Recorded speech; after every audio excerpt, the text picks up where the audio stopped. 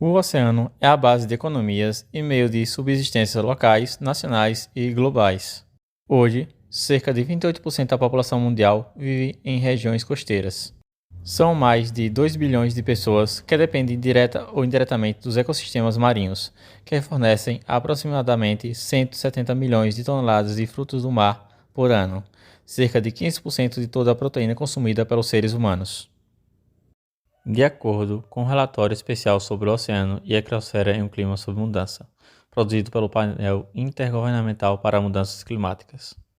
Os oceanos possuem grande capacidade de regeneração, ou seja, conseguem diluir a poluição. No entanto, a quantidade de poluição, esgotos, produtos químicos, petróleo, entre outros, lançada nas águas marinhas nas últimas décadas, é maior do que a capacidade de regeneração. Estima-se que cerca de 14 bilhões de toneladas de poluentes atingem os oceanos anualmente. Diante da enorme quantidade de dejetos despejados nas águas marinhas, o litoral passa a concentrar um grande volume de elementos orgânicos. Isso propicia um aumento na quantidade de micro-organismos que são altamente prejudiciais aos animais marinhos, além de comprometer o ciclo na cadeia alimentar. Os organismos marinhos da cadeia alimentar consomem plásticos de vários tamanhos. Os menores, microplásticos, são pequenos o suficiente para serem confundidos com alimentos pelo zooplâncton. Esses micro e nanoplásticos são partículas praticamente invisíveis ao olho humano e podem transferir uma gama de produtos químicos tóxicos, metais e micropoluentes para águas superficiais abertas, onde podem ser ingeridos por uma ampla gama de vida selvagem. Segundo especialistas, existem atualmente mais de 10 mil artigos científicos publicados sobre os efeitos dos resíduos plásticos na vida marinha, e a conclusão de todos eles é que 782 indicadores de progressão de doença, aproximadamente 30% são desencadeados pela exposição de animais a plásticos. Ao serem ingeridos fisicamente, os microplásticos podem lacerar o intestino e até mesmo gerar uma falsa sensação de saciedade no animal. Há evidências de que o microplástico ingerido, embora em doses muito altas, podem passar pelo revestimento intestinal e acumular-se nos tecidos, causando efeitos nocivos, de acordo com o relatório do PNUMA. Como já comentado, testes laboratoriais mostram que os aditivos químicos, poluentes e metais absorvidos na superfície dos plásticos ingeridos podem desossar e se transferir para as tripas e tecidos dos organismos marinhos. Entretanto, no caso dos humanos, o plástico não prejudica o organismo somente pela sua entrada na cadeia alimentar, mas também pela transferência de substâncias perigosas de embalagens para os alimentos. Esse é o caso do plástico feito a partir do bisfenol. O pesquisador Mark Browne, da Universidade da Califórnia, mostrou que os microplásticos com tamanho de 3 e 9,6 um de diâmetro podem parar no intestino de mexilhões e permanecer ali por mais de 48 dias. Um outro estudo de 2012, realizado por outro grupo, mostrou que os microplásticos absorvidos pelos mexilhões resultam em uma forte resposta inflamatória. A ecologista Heather Leslie, da Universidade Livre de Amsterdã, afirma que partículas de plástico podem induzir respostas imunotoxicológicas, alterar a expressão gênica, aumento do risco de câncer e causar morte celular, entre outros efeitos adversos. Os microplásticos ainda podem passar pela placenta e pela barreira hematoencefálica e podem ser absorvidos no trato gastrointestinal e nos pulmões, locais onde os danos podem ocorrer. Mas, como afirmam alguns cientistas, não se sabe com segurança todo o potencial de danos que os plásticos podem causar na cadeia alimentar, sendo necessário realizar mais estudos e aumentar a visibilidade da questão. De forma geral, esses corpos estranhos podem causar obstruções no trato digestório, levando o animal à morte, comprometer a capacidade de se alimentarem ou dificultar a gestão adequada dos alimentos, causando má nutrição, doenças, diminuição no sucesso reprodutivo, do crescimento e da longevidade. Além do risco da ingestão do lixo, os animais estão expostos também a fontes adicionais de toxinas, que, dependendo da substância, podem ser transferidas da presa para o predador na cadeia alimentar. O número de espécies consumindo plásticos é crescente. Ecologistas de Stanford revisaram 129 estudos em 171.774 indivíduos de 555 espécies de peixes marinhos. Das espécies, 210 que são capturadas comercialmente comem plástico. Ao investigar essas espécies mais vulneráveis à ingestão, os pesquisadores notaram que os peixes em níveis mais altos da cadeia alimentar foram os que mais consumiram. O impacto do lixo em diversos animais, como, por exemplo, cetáceos, baleias e golfinhos, é difícil de ser determinado, pois depende dos dados coletados de indivíduos que aparecem mortos na costa. Os espécimes que chegam à costa representam apenas uma pequena porcentagem do que está ocorrendo dentro dos mares. Em uma revisão de uma pesquisa, foram encontrados relatos de ingestão de lixo em 48 espécies de cetáceos que morreram, o que representa 56% de todas as espécies existentes. Os principais detritos encontrados foram plástico, seguidos por aparatos de pesca. Para as aves marinhas, o lixo que está na superfície de água apresenta um grande risco. Estima-se que há 250 mil toneladas de lixo boiando nos oceanos e aves marinhas são o grupo mais ameaçado de aves no mundo. Em 2050, há previsão de que 99% de todas as espécies de aves marinhas irão ingerir lixo humano. A probabilidade de um animal morrer está diretamente relacionada à quantidade de lixo que ele ingere, sendo que alguns itens são mais perigosos do que outros. Em um estudo publicado por Rahman e colegas em 2019, observou-se que os plásticos flexíveis e balões possuem, respectivamente, 14 e 32 vezes mais chances de causar mortalidade em aves marinhas do que os plásticos rígidos. Em tartarugas marinhas, um trabalho realizado no Brasil demonstrou que a ingestão de corpos estranhos tem um alto potencial de causar a morte desses animais.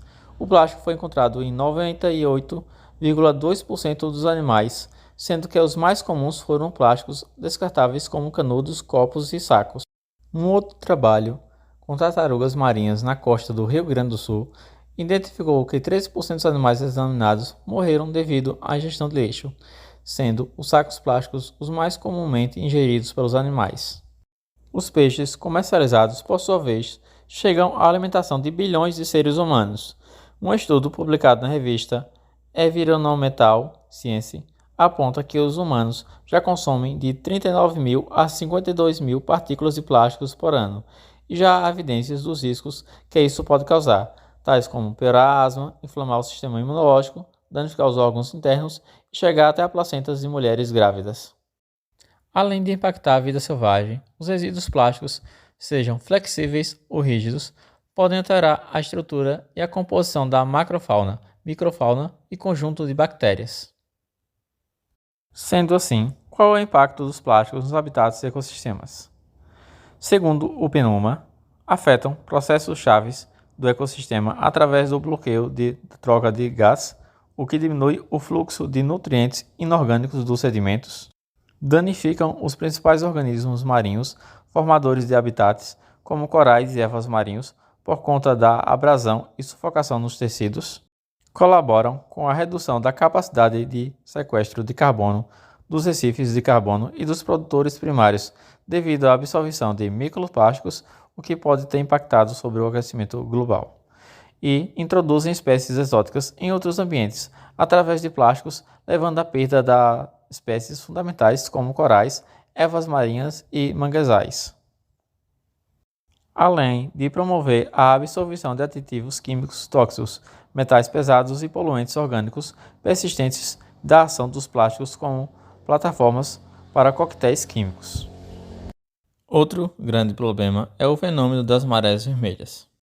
Esse fenômeno é provocado por pequenos organismos tóxicos que se multiplicam devido a fatores como a presença de poluentes, principalmente efluentes domésticos, nas marés e em ambientes de água doce, o que pode causar um desequilíbrio, refletindo em danos ao meio ambiente e também à nossa saúde. A situação é preocupante. Em algumas cidades, a venda de peixes e moluscos, por exemplo, precisou ser proibida. Isso ocorre porque o consumo desses alimentos contaminados pode provocar sintomas típicos de uma intoxicação, vômito, diarreia e até danos ao sistema nervoso das pessoas.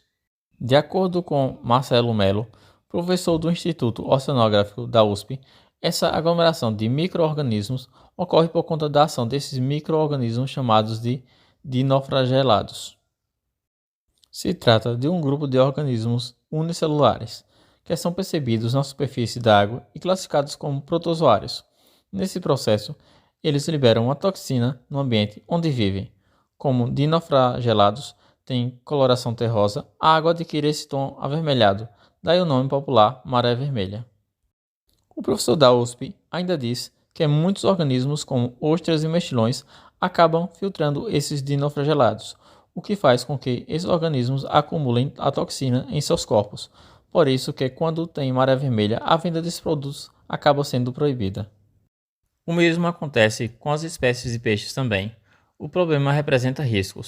O mesmo acontece com espécies de peixes, como a tainha e robalo, que, por ficarem sem oxigênio, ficam mais fáceis de serem fisgadas, e assim isso pode gerar um outro problema também grave.